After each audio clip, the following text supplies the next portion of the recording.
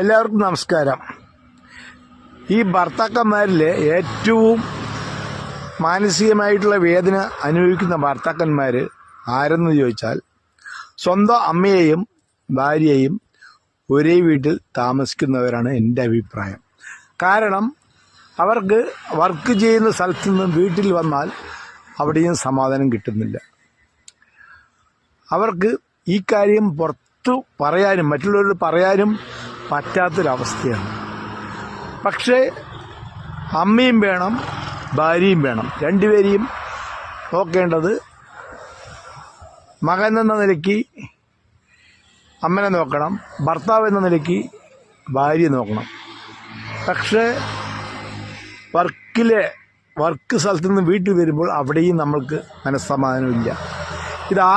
ഇതിനൊരു സൊല്യൂഷൻ എന്താണെന്ന് വെച്ചാൽ ആ വീട്ടിലെ അമ്മയും ഭാര്യയും തന്നെ മനസ്സ് വെക്കണം. എത്രയോ ഭർത്താക്കന്മാർ ഇങ്ങനെ വേദന അനുഭവിക്കുന്നവരുണ്ട്. പുറത്തു പറയാൻ കഴിയാതെ മനസ്സിൻ്റെ ഉള്ളിൽ നീറി വേദന അനുഭവിക്കുന്നവർ. നന്ദി, നമസ്കാരം.